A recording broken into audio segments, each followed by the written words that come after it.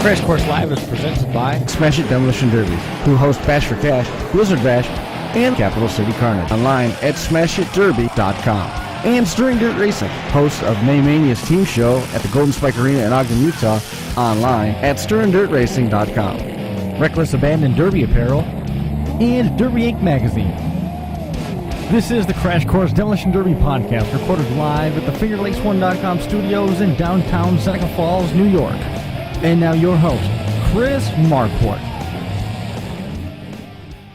Good afternoon, good evening, and welcome to this edition of the Crash Course Demolition Derby podcast, episode number 344. On deck tonight, we're going to be catching up with TJ McCullough, talking a little bit about all things Deadman Derby Productions, and No Mercy. We'll be getting into that, and then we're going to be catching up with Mark Elliott a little bit later on, so we'll be getting some updates on the Unified Point Series.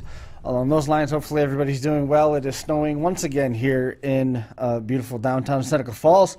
It has been snowing for most of last week, so it certainly has been an exciting time to try and get everything up and running. Let's see. So, still juggling a couple things here, trying to get Zoom up and running as we speak. I didn't want to get started late, though. We got to get TJ here to join us. We're having some video issues is what we're running into. Hopefully everybody enjoyed the gathering down there in Wego. I heard that was a successful venture. I was especially proud to hear that Lee Sager brought that was his primary computer rig too that he brought down there. He undid all of his streaming rig and brought it down there to Wego and hosted a bunch of online derbies and such. Not sure what's there we go. We got that going on, so that's good. All right, so we're working on a couple different angles for all of this here. We want to change that setting there. There is TJ. We got TJ now, so we're gonna kind of reposition where he's hanging out, and we'll have TJ with us here in just a second. Trying to get this dialed in the right way so that it looks a little bit better. Sorry about that. Let's see. Oh man, this is not going the way that we had planned, is it? So TJ should be in the wings. TJ, man, how are you? Hey, buddy, what's going on? Hey, appreciate you coming on and making time for us a little bit. Was wondering if you could kind of just before we get too far into things, let us know where things are at with No Mercy. If you look at the calendar, it's about 2 months away from where we are right now. Oh yeah, if you're not started building that car, you better get on the ball now. A lot of good competition. We got over 300 cars registered already, which we actually have available. I think another 40 some spots. So if you're looking to join the show, if you're looking to hop in and join the party, we still have some pro stock available. Thanks to Poor Boys Auto and Greg White, we kicked up both youth divisions by $1,000 payouts.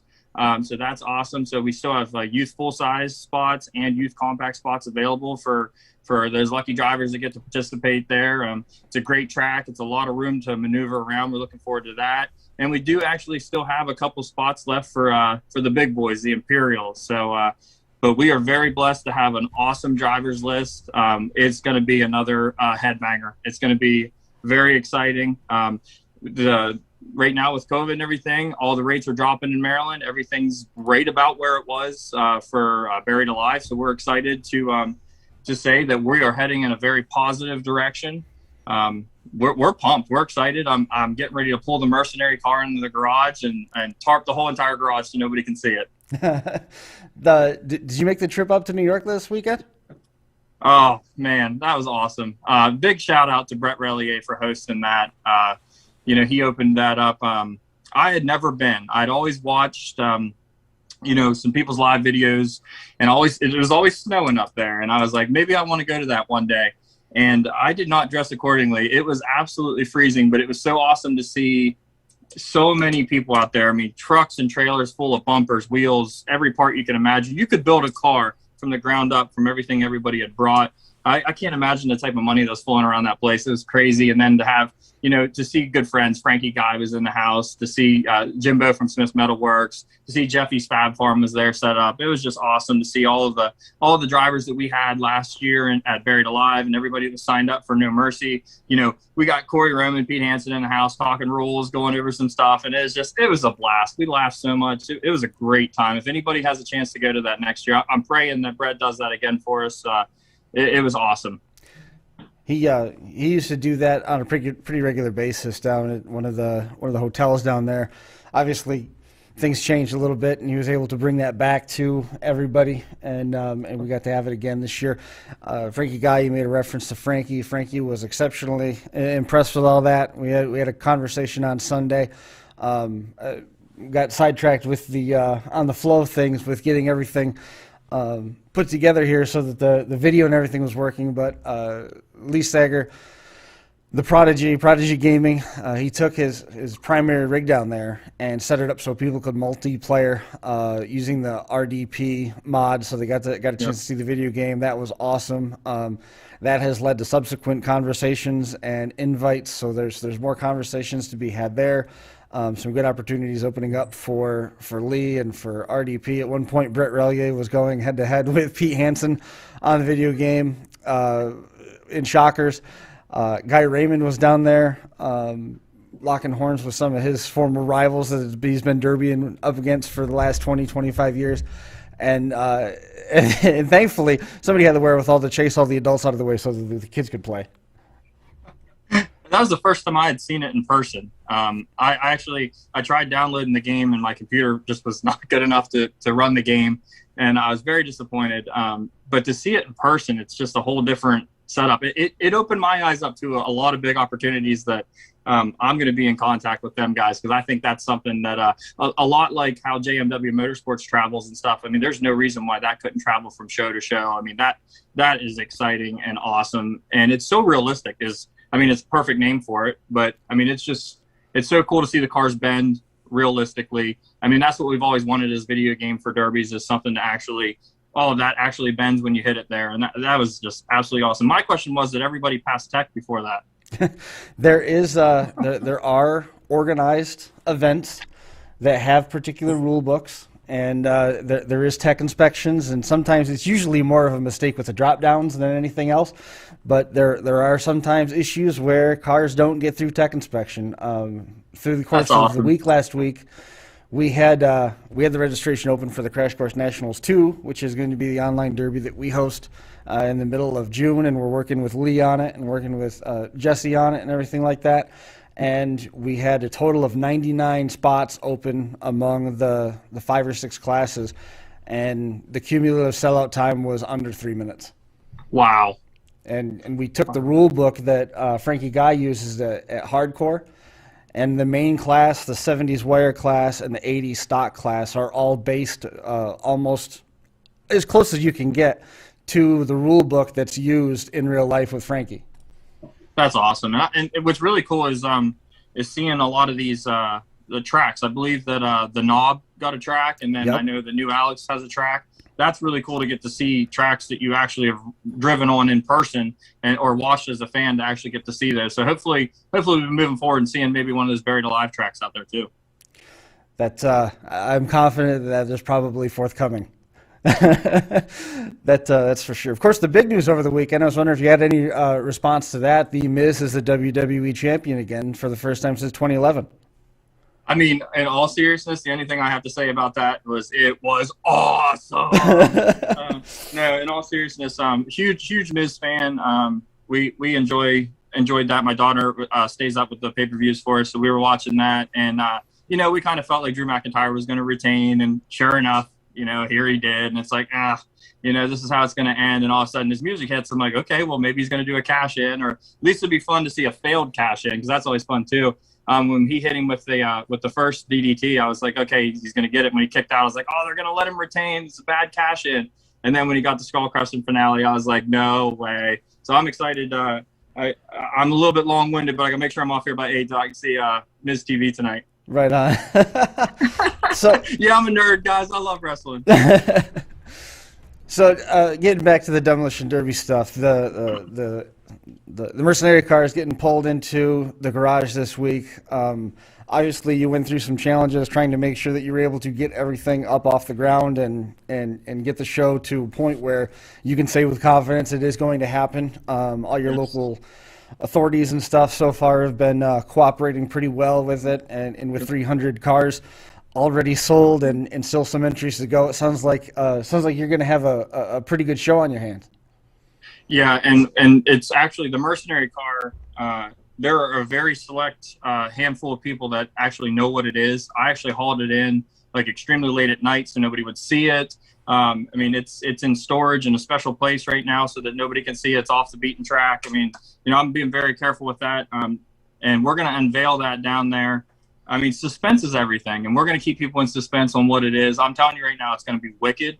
It's going to be nasty. The driver, I've actually done a pretty good job of making sure nobody knows who it is. I actually told a couple people who it was and lied to them so that they would start spreading rumors so that nobody could actually know who it was. So we're really, really excited for that initial, oh, okay, this is crazy. It's fun to watch people speculate. Well, I mean, that's what it's all about. It's an entertainment industry. I mean, you're out there to entertain people and make sure that they have a good time. That was one of the things that you pointed out early on when we were talking about the fall program. It's Deadman Derby Productions for a reason. It's more than just a derby; it's a show. Yeah, we want our fans to leave there saying, "I just seen that, like that. What was that? Like you go to derbies and no matter how good the show is, derbies can get kind of cookie cutter, and I'm not saying that ours are any better or any worse, but I'm just saying, like, I want a little bit of a freshness to ours. I want people to say, I've never seen that before. I've never seen somebody try that before. TJ got bored in the middle of it and, he mixed it up and, feeling things organically and changing the show as you feel it needs to be changed is a lot of fun. It's a lot of pressure in the moment. You wing it sometimes and you hit home runs, and hopefully I don't, accidentally take a hit pitch or something like that one of these times, but we're really looking forward to continuing to make the drivers nervous and to keep them on their toes. And I've had so many people tell me that by me doing that, they're just a little bit on edge. And you got to think, when you've been talking to Mark Elliott here coming up later on, like, there's going to be 10 points to be had at Buried Alive 2 for somebody. We're going to make sure that's the toughest 10 points that anybody could try to score, because that could be a really big swing for somebody. You have to be brave enough to try to come score 10 points at Deadman. You sort of started a trend. I saw a bunch of Royal Rumble type events moving forward on the heels of the last Buried Alive. And then on top of that, you must be doing something special, because I've never known Demolition Derby drivers to embrace surprises in any way. And you threw them a bunch of curveballs, and it didn't seem like anybody got too upset about it. I heard there was a couple draws that dropped. I heard that there was some fun, playful banter back and forth with, are you serious? You're really going to let the Reapers come in late? That kind of deal. And, but if people, said that they were surprises, yes, they were. But, I told them for 8 months, man, I started promoting early for that Derby. And people were like, is this guy going to pass out before the show? And I was like, no, we're going to keep going. We're going to keep going strong. We're going to keep knowing that at any point in time, things may change. And No Mercy's no different. I've already told the 3-man team compacts that we are going to mess with them in the future.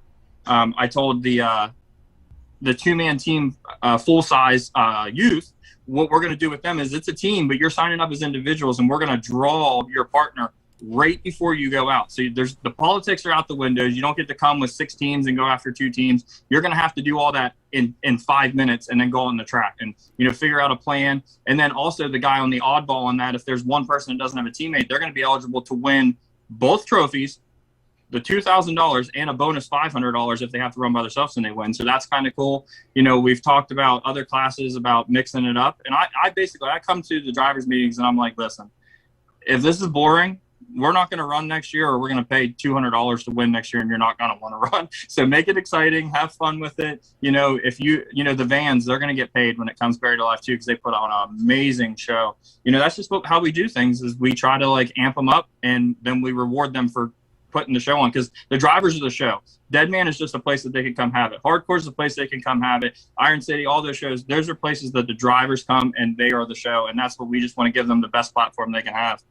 There's a lot of folks in the chat right now that are upset that they didn't get the chance to make it all the way back around to see you because of whatever got in the way, so to say, and they're asking how to get their hands on the Deadman hoodie and the Deadman hat.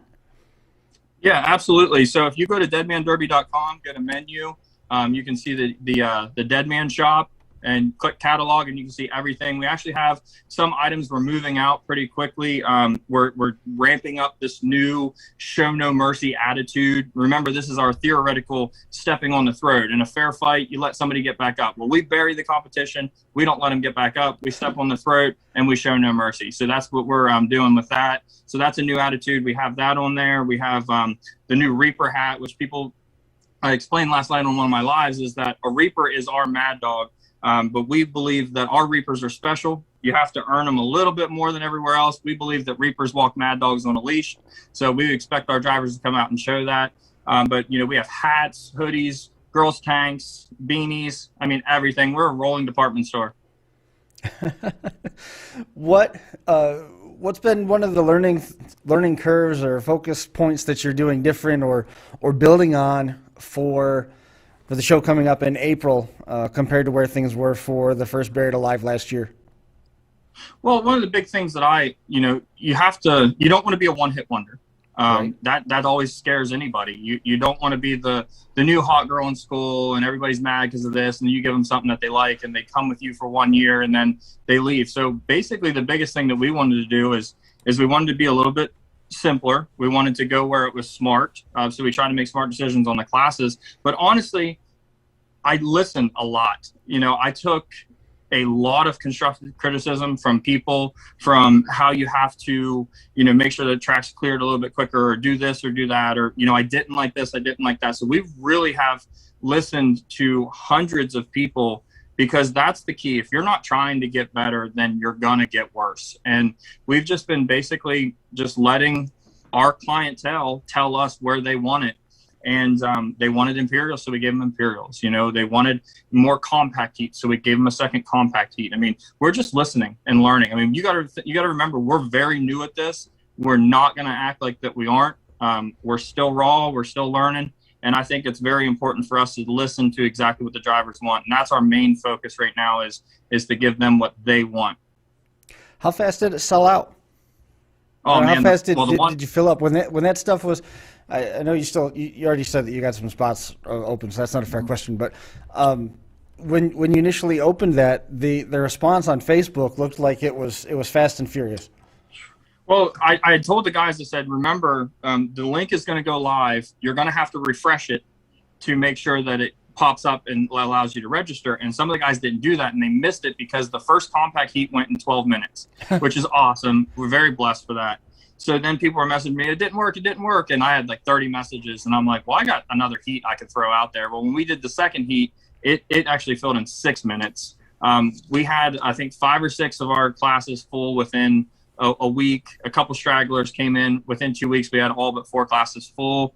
We knew pro stock was going to be tough to get all the pro stock. I mean, there's a lot of pro stock going on in the spring with Bash for Cash and whatnot. So, and you respect, what they do every year. They usually get 80 or so. So we were very happy with the 57 we have right now. But it was really humbling, because you remember, I think I told you the story. I went to do Buried Alive, and I was hoping that it was going to fill pretty quickly. And I left about 20 minutes into registration when my stomach was sick. I was like, I got to leave. I went to my soccer game, and I was like, well, maybe there'd be a big push while I was gone, and there wasn't. I came back and I was like, we failed. We absolutely failed. So then we went out and really did a lot of, pushing and got that show full. But this one was very humbling to see the response and to see how quick it did fill. So we thank you guys for your support. That's awesome. Live chat is pretty busy. Going to catch up with a couple things that we'd missed in the exchange there. Scott Kiefer hanging out again. Thanks for the stars. Certainly do appreciate that. And we've got Alex Vasco hanging out. Alex Sager checking in. Jason Draws. Elijah Hicks. And then we got some other, hey, Joey saying hi, Jumper. in there as well. Jeff Schumann, Jeff Schumann checking in. He's probably got the earbuds in and he's welding away. The No Mercy event officially is going to be back at the same venue in Cumberland? As of right now, yeah. Until something changes, we're 100% full go right there. I'm actually going tomorrow to sign the official contract there. So, yeah. Fantastic. So, again, thanks for the stars there. A couple more star senders. Andrew Spicer sharing some links as well. James McLean, he's got the big question mark. Is there going to be a virtual Buried Alive in the spring? It sounds like probably. Lee Sager keeping his eyes open. That's cool. He's interested in some of the apparel as well. The Purge clip for the opening ceremony, is that something that's going to be coming back? If we didn't, we would be dumb. I mean, I don't want to lead into it. That was an idea I had. I was on the way to Virginia to pick up a car, and I just thought of that. I was like, how cool would that be? And I started writing it as I was driving, and came up with. I sent it to a couple people, and they were like, "That's going to be pretty cool." And then we had one of our really good friends, Amanda Smearman. She was trying to find her character, for that, and I was like, "Just act like you're mad at Mark." I was like, "Just act like you're mad at Mark, and tell him that's the one I want to hear." And she did it, and she nailed it. It was absolutely awesome. But remember, the Purge didn't stay the same; it evolved. So if that's a little bit of a hint, yeah, it'll be back.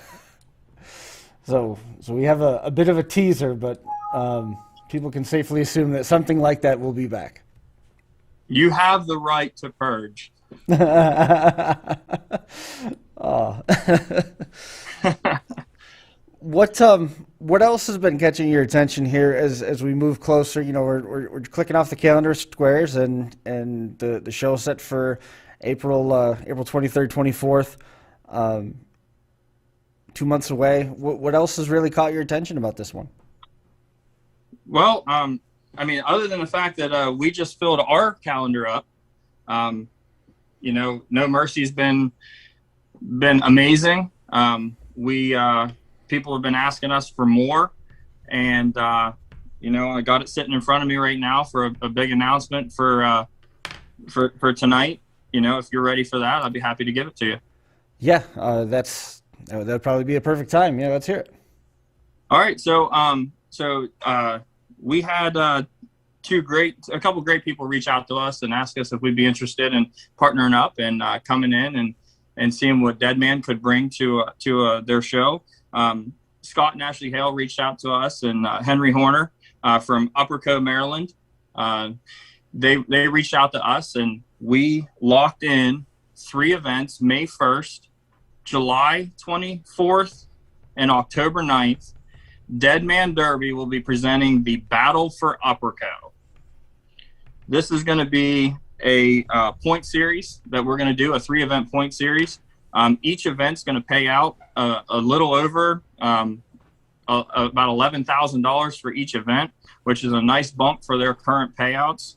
And then at the end of the season, we're going to award a Derby champion with $3,000 and a racing champion out there for $1,500. So it's going to be pretty cool. We're doing the first event's going to be called Encounter. The second event is going to be called Revenge, and the third event will be called Demise. And the whole idea behind this is we want you to encounter your enemy, seek your revenge, and meet your demise. The Battle for Upper Co. And we're going to find out who's willing to go to war. I like it. You're getting all kinds of traffic in the live chat right now. People that are really excited about it. Upper Co Demolition Derby is commenting they're excited to have Deadman come along. Misty Deal said that Deadman Productions is taking over. Chris Christner, his son's birthday is the same weekend as No Mirthday, and they're going to celebrate the birthday at No Mercy, so that's pretty cool. Thanks for the stars, Jay. Always awesome. Brandon Reimer, he's waiting for details on the virtual show. Nick Stepik hanging out there, saying hi to TJ. It's I'm glad that we were able to roll out the Zoom meeting so that we could actually see you for some of these announcements. Is that it for the schedule at this point, or are you still looking to add? We're never closed-minded to add. We want to make sure that we can offer the same product at every single one of our events. We do not want to dilute our product.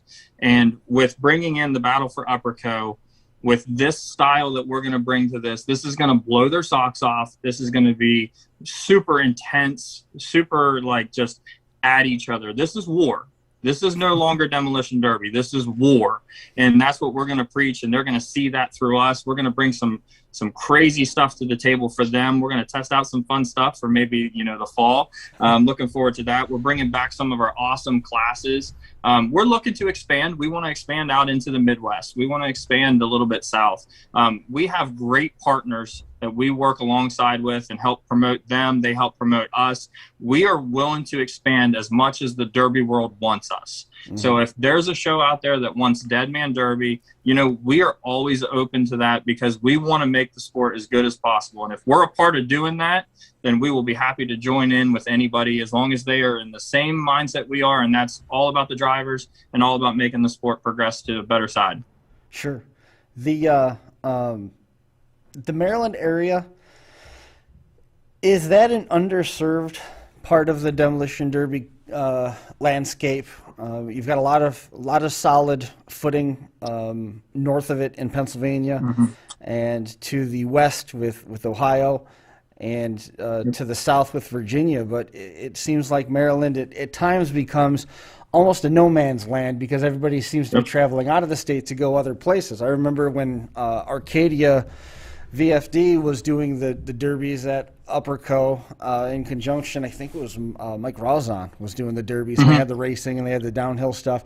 So there was some crazy stuff going on, but it wasn't like it was anything wild in terms of the rules. You couldn't bring something like an Ohio-style build there and have other folks really be willing to embrace it. Of course, that's also probably 6-7 years ago now, maybe even longer yet. So where is Maryland in the landscape? Are you counting on local support? I know you're one of those guys that there's something for everybody there on the menu. Are you hoping to draw from out of town? Are you hoping for in-state?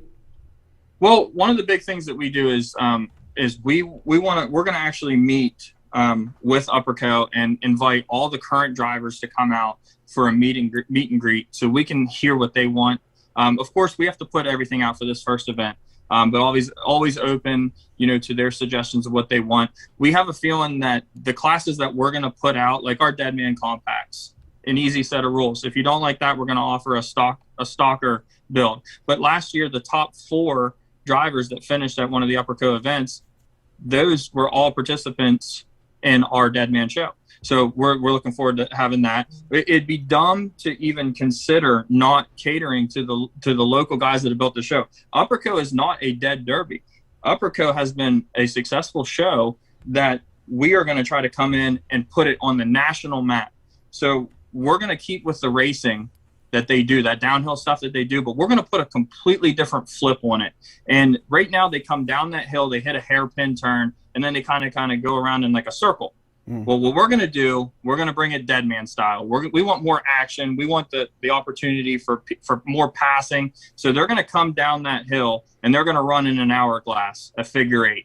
So they're going to go through the hairpin and the figure 8. It's still racing. But it's a little bit more skillful. You're going to have to prepare for it. But we are definitely 100% locked in to cater to the locals. But also, I've already talked to a lot of people that are interested in coming to Maryland for more shows. And that's, like you said, it's an untapped area.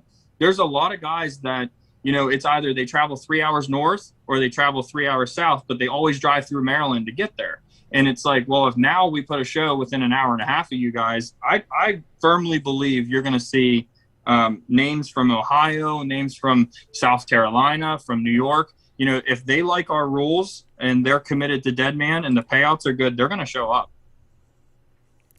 Peter Anke, he's asking about stocker builds, asking about harder builds. Is that something that's going to be out there? A number of people, TJ Pickett, Joe Marple, Nick Rose, Neil Stocksdale, Eric Renner, all these guys asking how long before rules are out. So the good thing about being already established with rules is we already have everything pretty much written. I'm going to do a live video on my personal Facebook account after after a little while, after Mark Elliott's done talking, so what, like 10:30? No, I'm just kidding. You're like hearing about 45 minutes. I'll do a live video and go over some more of the details with the guys that want to ask some more personal questions. I don't want to take up all your time with that, so we'll talk privately. But we'll have rules out very soon because we got to get registration open and get this started. It's May 1st, so you're talking 1 week after No Mercy. So the other thing that we are counting on is that we're allowing pre-rans at all those shows, which would be dumb not to run the same classes we just got done running at No Mercy and have them guys be able to just show rate up to another show rate in Maryland. So the first one I'd be looking at in the next 2 or 3 days, honestly, we'll have the first event set up for everybody. Is there any likelihood that these events at Upper Co, any of them going to be part of the Unified Point Series? Will you have a championship at the end of the year on the Unified Point Series schedule? Honestly, we try as hard as we possibly can to make these events, at least available to the idea. We support everything that Mark Elliott does. That man's an ambassador for the sport. We would love to be a part of anything that Mark can do. He's got a very hefty schedule. I think 2 of the shows currently are sitting right on top of another event, and I know Mark doesn't double book on that. That's respectful to those. He wants to be there for every one of those events to have that drama in person. So if it works out, our goal is that 1, maybe 2 of these events over the next year or 2 pop up in their Unified Point Series. I think Mark would give us a chance to prove ourselves, and if we get the support at Upper Co, I have a feeling that there's no reason why we can't be on the Unified Point Series there. We already have one with Buried Alive. No Mercy is going to be hopefully eligible. Even if we have to move a date next year to make sure we're on that, we're gonna try to do that. So yeah, if we can get a couple more, we'd absolutely love to make it more difficult to score points. So May the 1st, July the 24th, October the 9th, the 3 dates for the Battle for Upper Co. 3 stages. It's a point series that Deadman Derby is going to be hosting as they venture into deeper into the promoting world and jumping into it big time. The week after No Mercy, they're going to be diving into the first date for the Battle for Upper Co. Really cool announcement. I'm glad to hear that everything is going well for Upper Co. and now, like you said, trying to bring that to the national platform. It's a fun facility to see a derby at. It is. It is. It's got a feel. Like we talked about how New Alex has that feel with the tires buried in the ground. Well, this had a very just old school feel. When we walked in, we were like, this is Demolition Derby. There were people sitting on the hill, back of pickup trucks. I mean, this is Derby, and we don't want to lose that feel. We don't want to change that. We want people to walk in there and say, this is our this is our group, or whatever you want to say. Like, this is our home. Like, we feel comfortable here. Because when you go to Derby, it's a camaraderie. It's a family. I mean, it's really cool, and we don't want to take that feel away at all. We're just going to just expand that feel, and we know we have the right people down there already supporting us, and we just absolutely are blessed to know that the people there, like I said, Scott and Henry and Ashley, they said to us they want to focus more on making the Demolition Derby there huge. And I was like, well, then let's do this. And so knowing that they're there to push it as much as they want to and as much as we're going to push it, it's going to succeed because the drivers are going to put on a show. And if they don't, they're gone because we're going to break their stick and we're going to let everybody else put the show on. So they'll put on a show for us, and we know it's going to grow. We're just blessed. God is good. We've always said that. He's been great to us. It's very humbling to see where we have grown in 1 year. And we just thank you guys for giving us the platform to announce this tonight. This is huge for Upper Co. It's huge for Deadman. So we appreciate that. Corey, let me get his name one more time. Corey Dakin, I hope I said that right, Corey, is asking when the Buried Alive classes will be announced. So we are having a big powwow on March 7th with me and Jacob Gilliam and Dominic Fabry. Thanks to those guys, because there's no possible way we could take on any more shows if it wasn't for those 2 head tech officials that have taken on so much for me. Those are great guys. But we're going to meet up with them and Ryan Rue, and we're going to discuss exactly to the T what we want to do. I have a binder of things that I'm going to present to them, a binder of ideas that I have. and we're going to pick, the 13 best ideas, and we're going to absolutely bring it. I'm going to tell you right now, you do not want to miss Buried Alive 2. I'm trying not to get too excited about it because I have so much on my plate ahead of that. That's going to be, we want that to be the greatest Demolition Derby ever had. And we have so much planned for that. But you're going to be looking at the second week of March. So I'm hoping by March 14th, all rules will be out, all classes, all payouts will be out.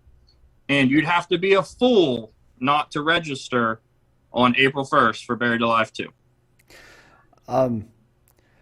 I get the feeling that Jacob and Dominic are there not just in a Tekken role, but as the obligatory no guy. Yeah, some people have to go. What? you have to have somebody say, dude, no. Yes, Mark Spearman is my wife calls him is my obligatory yes man.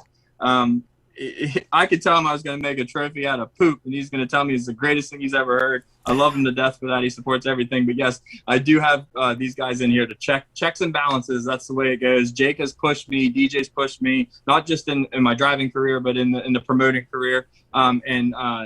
Jake comes up with great ideas. DJ comes up with great ideas. I mean, those guys are just, yeah, exactly. Checks and balances is exactly what I need. Well, I'm glad everything has gone so well and you're continuing to expand.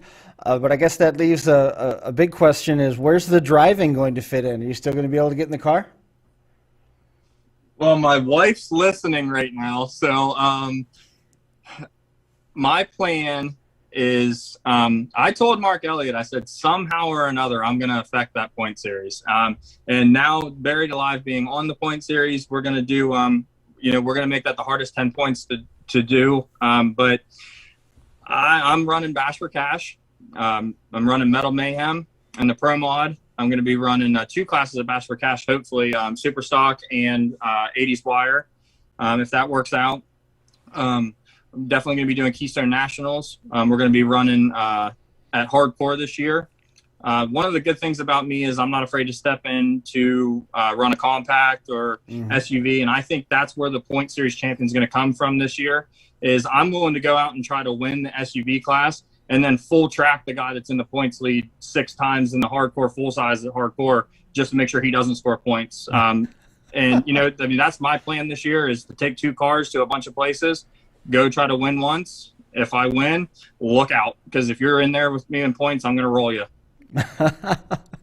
Well, it's good to have a plan. I'm talking so much smoke. Hey, the last time I called somebody out, it worked out real well. So, when you said the Keystone Nationals, are we talking about the Iron City Nationals? The Psyop was put on? Or is this... Yes, I'm so sorry. Yes, Iron City Nationals, Iron City Promotions. Cannot wait to go back there. Had an absolute great time. It's going to be at New Alexandria. It's a 2-day event this year, which is absolutely exciting. I cannot wait. We're going to be up there selling our apparel. I'm going to be up there running. Jack Fissler invited us out. The other thing is I'm going out to King of Ohio. Oh, nice. Yeah. So you mentioned Kayla there a moment ago. How much of this stuff happens where the decisions are made and then you go tell Kayla about it? And how much of this stuff is something that you say, hey, I'm thinking of doing? Like, if you hear the, hey, I'm thinking, if Kayla hears, hey, I'm thinking of doing, does she just automatically assume it's already a done deal? You remember we were just talking about checks and balances? Yes. She's so supportive of what I want to do. She definitely has a great knack at making sure that I look at both sides. How is this going to affect this person? How is it going to affect this demographic? She is so good at marketing. She has a business and marketing management degree. So she is 100% behind the scenes. I get to be on here. I get to be on these live videos and do that. But it is a 100% partnership. We do everything together. She basically runs the apparel. She's done all that. But I've come up with some crazy ideas for T-shirts. And she's like, don't do that, and then sometimes I'll say, well, let me try it and see if it works. And sometimes it'll sell and she'll say, well, great job. You did a great job. She's always very supportive with that, but we definitely work in hand. She wants me to always explain to her exactly what my thought process is on how it's going to work. So that way I'm thinking through everything, because I will admit 100%, I tend to jump on trends and I go and I do things too quick sometimes. So it's good to have her to kind of keep me. She's definitely the person that brought me into the middle when we got married, 10 years ago. So I'm very blessed to have her. She's my rock. That's awesome. So still very busy here in the chat. Scott Kiefer says, what an exciting promoter. Ron McCullough, good to hear from Ronnie. He wants to get that border open so that he can come and run some of those Maryland Derbies. He runs 30 Derbies a year, so he's always looking for new places to go. He's not married. He can't be married. Hopefully the rules won't change for Upperco. The cars were built and the show got canceled a week before the event last year. Mod Compacts are ready to go, Neil Stockdale. And Eric Renner, he's sort of in the same boat. So, like you said earlier, you're certainly going to be keeping an eye on the clientele. You don't want to change it. You just want to bring it forward and move it closer to the end goal of getting some recognition on the national tier. I think your mindset's right. Yeah, I definitely I feel you guys when it comes to the current cars that are already built for that. I believe that we have either a class that's right on exactly on the rules, or if you wanted to kind of step up to the next class that you could. I don't think we're going to be excluding any of those vehicles. And the racing stuff is relatively new to us, so we're going to be reaching out to them guys and talking to them about exactly how we learn. Safety is our number one thing. We want to protect our drivers. So the only thing that might be is we're going to want everything in the car to be 100% safe. Not saying it wasn't, but our idea of safe might be different than, a different promoter's idea of safety. So that might be a couple of changes, but we're not going to do something that's going to make you not be able to run. Like I said, they didn't have a dying Derby. They had a successful show. We just joining the party, and hopefully we're the life of the party. Sure. Well, you can't go wrong there. Anything else that we might have missed in our travels here this evening? We covered an awful lot of ground in a short amount of time. Honestly, man, I think you did a great job of bringing out everything with Deadman. We appreciate it. Again, thanks for the shout out with the apparel. We're always trying to move that stuff out to you guys. If you guys have any ideas, stuff you want to see, we listen. If there's stuff you want to see, I've had 50 messages of some of the craziest stuff that I've ever heard in my life, and it just might make it to the track. You don't want to leave an idea out there and never say you tried. I mean, that's how I was, 3 years ago, and we always appreciate hearing from you guys. So please reach out to us, talk to us about what you want. And the guys from Upperco, please reach out to us and, talk, and like I said, we're going to set up a meeting with you guys here soon.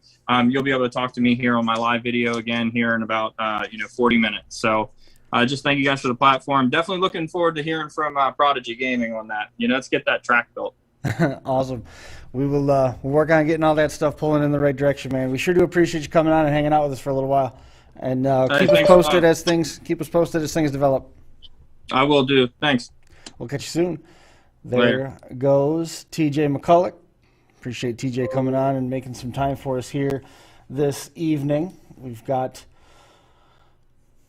Mark Elliott is waiting in the wings here as well. So Mark should be able to hear us right now. We're going to let him get in and get settled, and we're going to run through some of this other stuff that we need to hit on. We were just telling you about this particular show.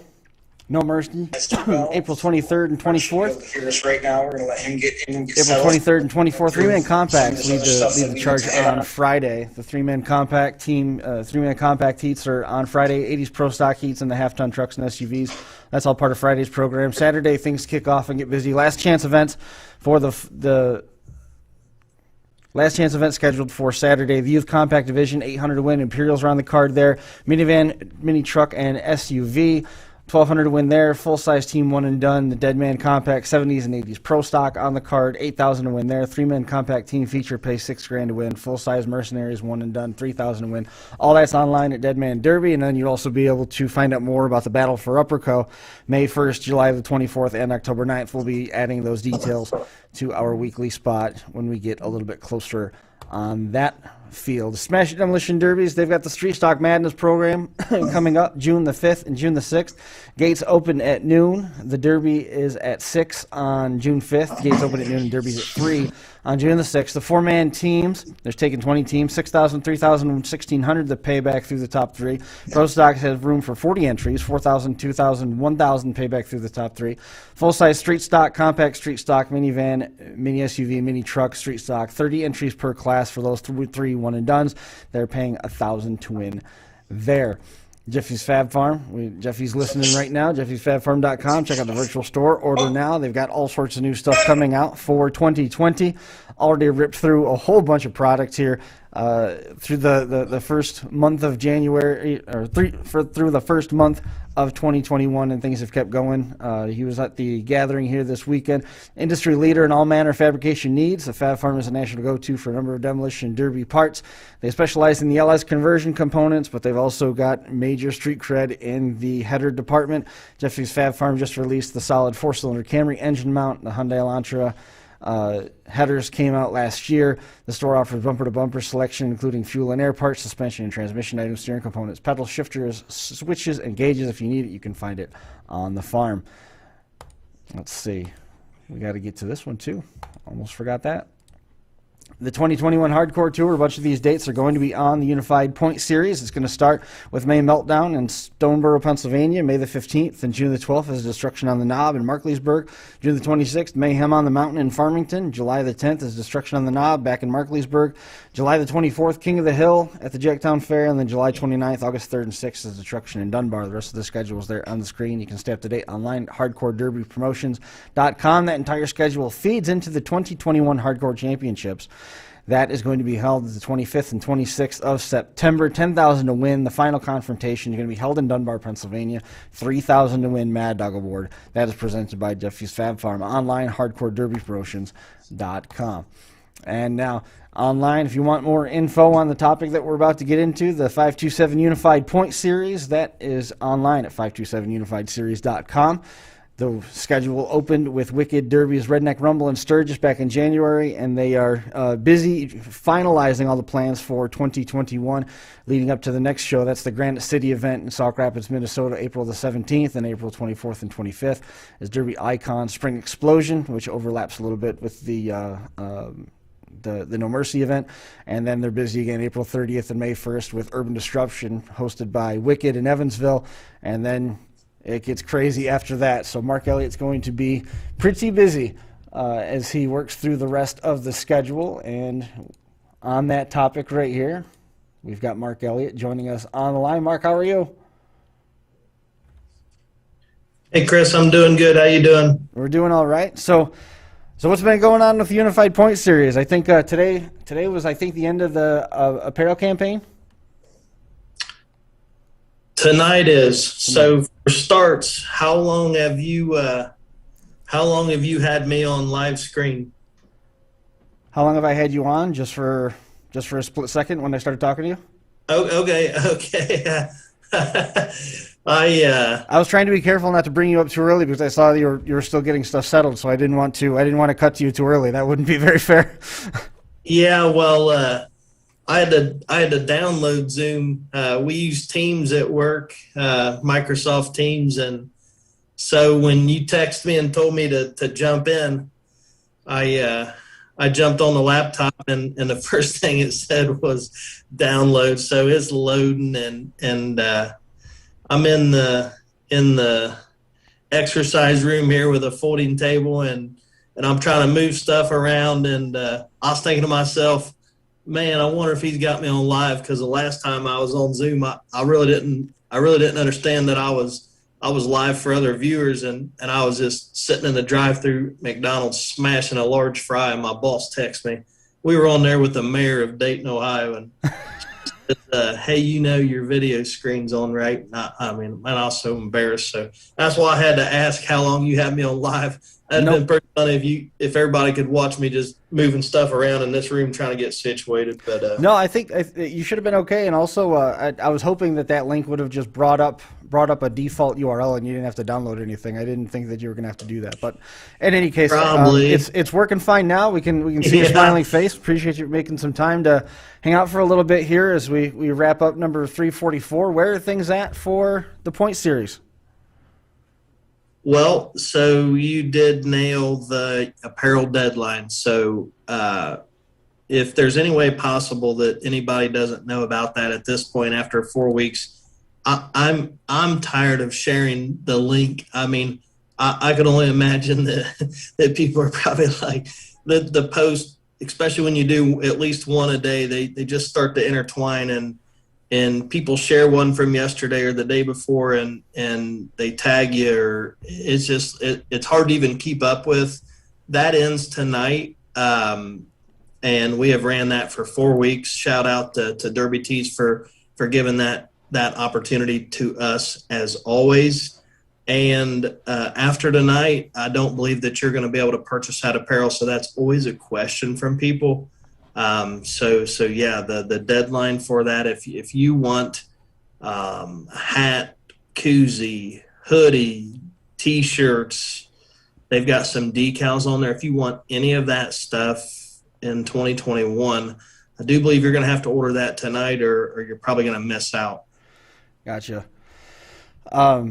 Live chat picking up. Josh Wilkins talking about having to start getting going for the for 2021. He's going to have to start building. Looks like he's going to try and be a contender at the Battle for Upper Co event, so that's cool. Josh Wilkins, one of the guys, I met him running down in Woodstock, Virginia, so it's nice to hear that. He was built some nasty W bodies, but then he transferred back over to full size. I don't know what he's building at this point, but either way, he's a pretty fun driver to watch too, Lee Sager. Noting that Mark Elliott is on the show. Tim Clark, you're a legend, Mark Elliott. Tim Clark sending some love to you. And Joey Mitchell says the greatest of all time announcer, and tagging you as well. So that's cool. It's got to be fun to travel the country and get to go to all these derbies and then be invested in the outcome as well, not just from the excitement standpoint of an announcer. Yes, and it is definitely a common thing that you hear from people that do get around is the people that they get to meet. And so, I heard TJ on there bumping his gums a little bit, and I'm sure I'll be getting a text from him, and he's a lot of fun. And big shout out to him, man. He hustles. So I was honestly tired after watching his thing, and it wasn't tired because it took so long. It's just it was everything I could do to keep up with him. He's a busy boy, but and Tim, he's always given me a hard time. Shout out to him for bumping up his sponsorship this year. Even Deadman, he celebrated the fact that they came in and buried alive, but he did not share that Deadman Derby Apparel jumped in as a platinum sponsor. So huge shout out to him, and I'm glad he did tell a little bit of that tale that Kayla has that marketing background, because they do a phenomenal job in that. And so I like things to make sense in my mind, and it didn't make sense that Crazy TJ was behind all that. So it's nice to know that she is really playing a big part in that marketing side of things, because again, man, they just kill it on that side of things. She's the neck that turns the head. She just tells TJ what direction to talk in, right? Yeah, but no, absolutely, Chris. You talking about traveling, that brings up, I do want to remind promoters that we did extend the deadline. So in 2020, our deadline for a promoter to enter a show was the night of the Redneck Rumble in Sturgis, which is usually this year it was January 30th. Mm-hmm. I was stuck to that deadline this year because I just really like to do things the same and create a process. And I really genuinely felt bad for a few promoters that we did have in 2020 that had not got in due to COVID, whatever you want to call it. They're having trouble this year with their dates. But I just want to remind those guys listening or anybody that at the end of this week, we're going to close it out. I had the heavy heart in January. And for me, I'm a box checking person. So we're going to check that box at the end of this week. We've got 38 shows as of right now on the schedule. That's 17 promoters, 10 different states. We added, I think, 3 or 4 new states this year. So we're excited about that. And if those guys are listening, I mean, you can get on our website and just look at that schedule for openings. But off the top of my head, I know that July 24th and May 22nd, I believe that's the only Saturdays left from here to November, mid-November. That's crazy. Right. Yeah. I remember it was about this time last year where I was driving from school back to Geneva for something, and you and I talked and ended up pulling over on the side of the road, and I think we talked for probably close to 2 hours by the time we were done. Yes. And there was so many questions and so many wild cards, and the ball was rolling pretty fast at that point. And now you're looking at 38 dates. You're adding 4 states to the schedule in addition to all the other individual shows and stuff. I mean, you'd love to say that you're a marketing genius and say this is exactly what you foresaw for yourself. But I mean, where is this in terms of expectations? It is honestly just mind-blowing. From day one, it started out as such a small idea, and I've honestly felt like I personally have been along for the ride. And I'm a process guy. I try to make calculated decisions, but it just feels like the heels have been in the dirt, and we've tried to make the best decisions that we know how along the way. I loved hearing TJ talk about how much he leans on Caleb, because I absolutely lean on Michelle, and you know, in fairness, most of the time I don't even think she cares, but she listens just enough to tell me that's absolutely insane, or maybe she buys into what I'm saying, or maybe she says nothing at all, or maybe I talk her to sleep. But for me, sometimes a lot of people talk about writing stuff down. Sometimes for me, just saying it out loud sometimes helps. So definitely nice to have a wife in my corner to lean on that. But you're absolutely right that there's no master plan, and I'm not sitting behind the scenes making all these strategic decisions. I have learned how to do that in my day career, and I do have those tools, and I know that I use them sometimes. But absolutely is there's so many decisions that have to come from the hip, because they have to happen, because something else has to happen after it. And it's really, I really anticipate balancing that out eventually. It's not today. It does strike me with the speed, the rapid growth, and how much the Derby world has embraced the unified point series as a whole. And by doing it the way that you've done it, you didn't force anybody to change the rules. I think that's the key to making it happen, because if you try to get a unified rule set coast to coast, it's going to take one promoter to do it, and you're not going to get all the other promoters, because it's just not going to happen, because of your geography, because of what you've had before, because of they think that their rules are the best and better than anybody else's, whatever it might be. You're not going to get all the promoters on the same page. So in order to unify something nationally, I don't foresee it being a regular thing beyond like what you had with Derby Icons or with Ultimate Derby or with Smash It, something along those lines. And right now there's no point series tied to those. But yes. And, you know, I get that all the time. I do get that all the time, that I need to put my foot down and say, this is how it's going to be. And people truly believe that I really have the right to do that, and that people would listen to me, you know, if nothing else, for the respect. But I don't feel that way at all. I get it. I hear the people. I recognize that. How cool would it be if they were all the same rules, and how unified would that be? But like the way I feel, who am I to tell a promoter how they should run their operations? Because, you know, it might be a perception that those 17 promoters are all working on the same page. They bought into the same thing. They pay an entry fee, just like those drivers pay entry fees to run a show. we're not all sitting around holding 1734 hands singing Kumbaya. That's not happening. Some of them may respect each other and like each other, and some of them may not. And I don't have time to wonder or care or manage that. So if I were to draw that line in the sand one day and say, this is what we're going to run in this program and this is what you're expected to run, for me today, that's one more thing that we have to manage, and I can't do that.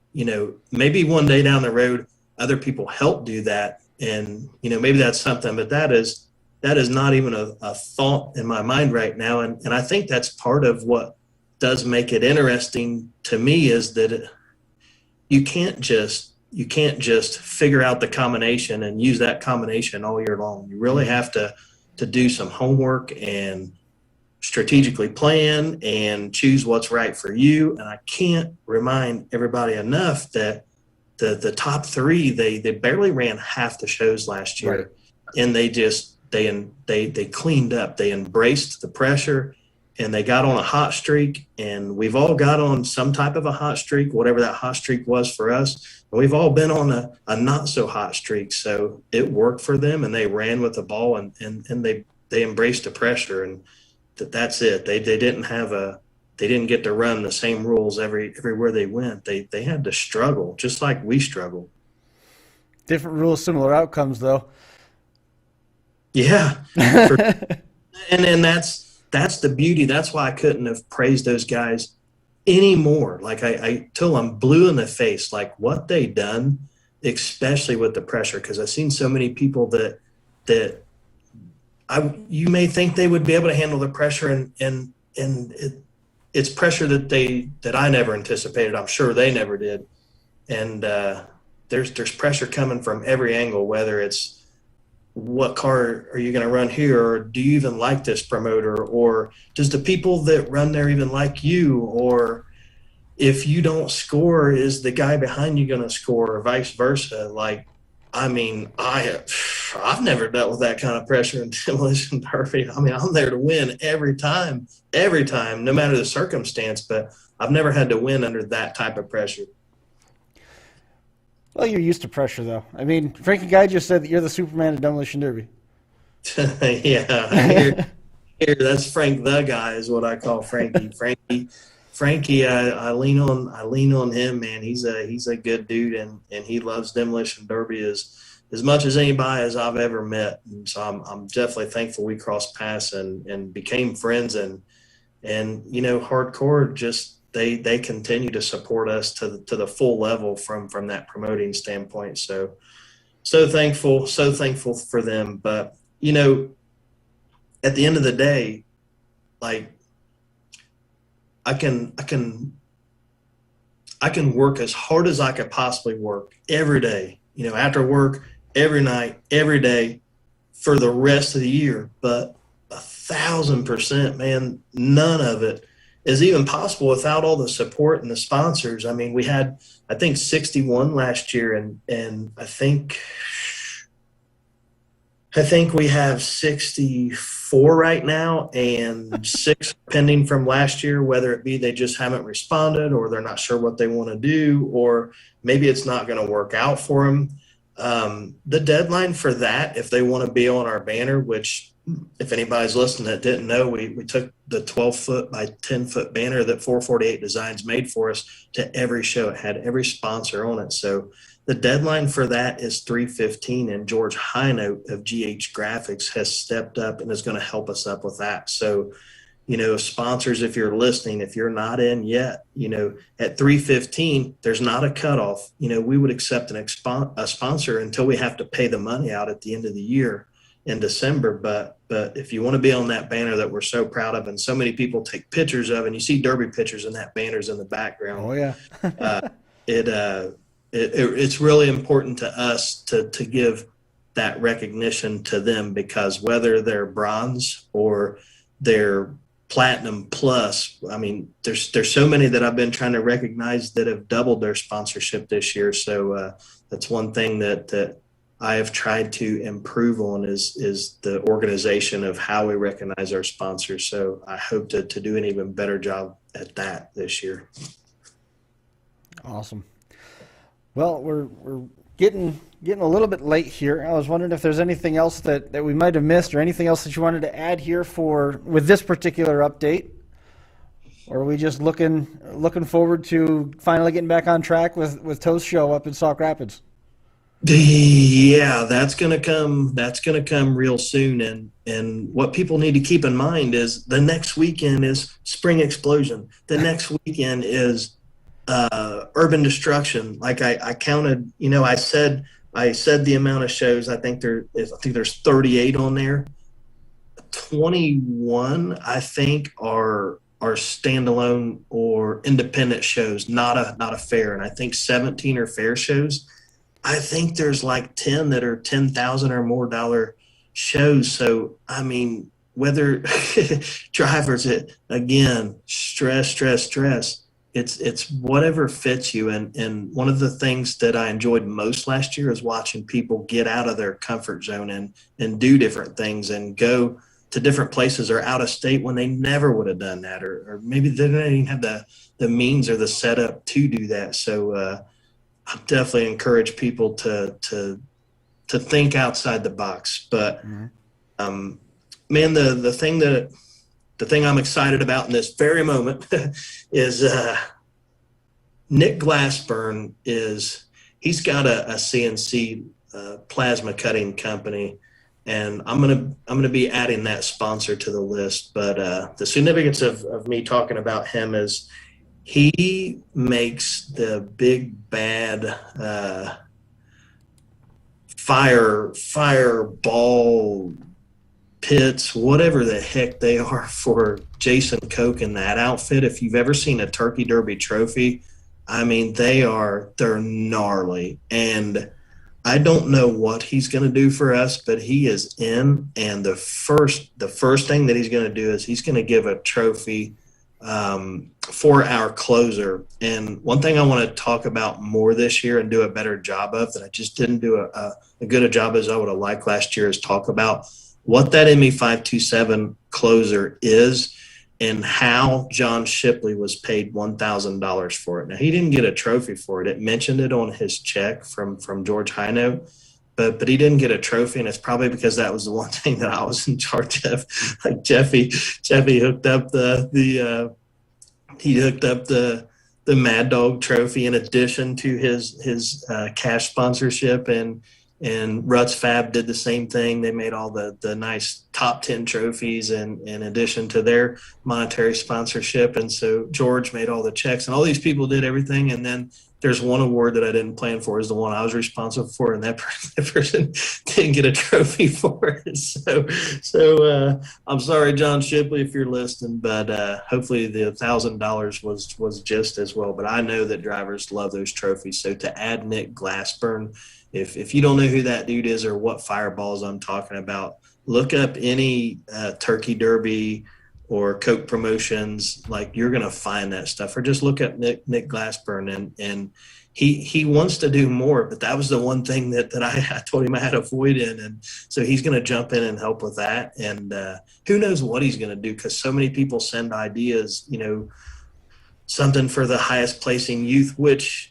Smith Metal Works and Ronnie McClung did do something for last year, but the highest placing woman, like, there's just ideas come in, and I always encourage people to give ideas, because I certainly don't have them all. So, Chris, that's the one thing that I'm excited about right now, is just seeing what Nick is going to add to that closer award. And I promise that I'm going to try to do a better job this year of explaining exactly what that is.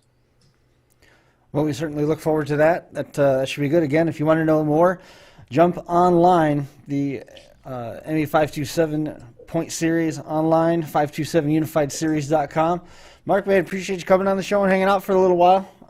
Good to see your smiling face, of course, and we'll be doing it again soon here.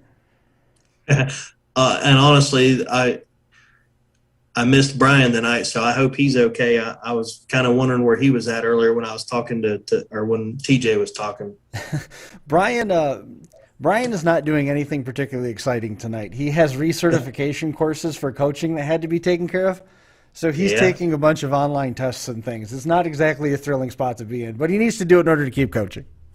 Yeah, and there's probably a chance he's listening to us right now too. If he, well. he might. What might be happening is Zach might be taking the test and he's watching the podcast. Yeah, that's funny. Yeah, we'll have to ask him about that. We'll have to ask him about that next week. But he should be back. He should be back next week. No problem. We'll catch up with him again on Monday. Awesome. All right, Chris. Well, it's always a pleasure, man, and thank you for the opportunity. And we'll try to get some more cool stuff lined up for you to talk about soon. Absolutely, Mark. Man, I appreciate you coming on and making some time for us. We'll talk to you soon. Awesome. Thank you. Take care. Take it easy. There goes Mark Elliott, and that brings us around to the end of number 344. That is going to do it for us here.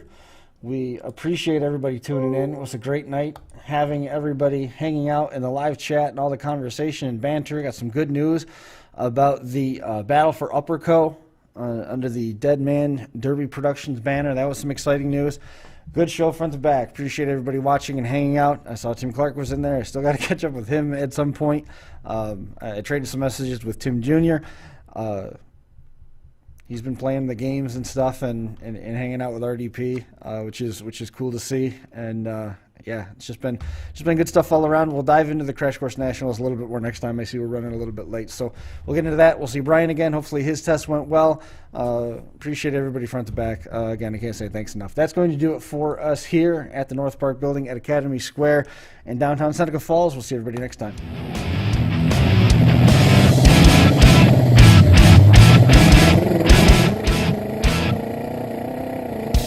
Crash Course Live is presented by Smash It Demolition Derby, who host Bash for Cash, Blizzard Bash, and Capital City Carnage online at smashitderby.com. And Stirring Dirt Racing, hosts of Maymania's team show at the Golden Spike Arena in Ogden, Utah, online at stirringdirtracing.com. Reckless Abandon Derby Apparel, and Derby Inc. Magazine. This is the Crash Course Demolition Derby podcast, recorded live at the FingerLakes1.com studios in downtown Seneca Falls, New York.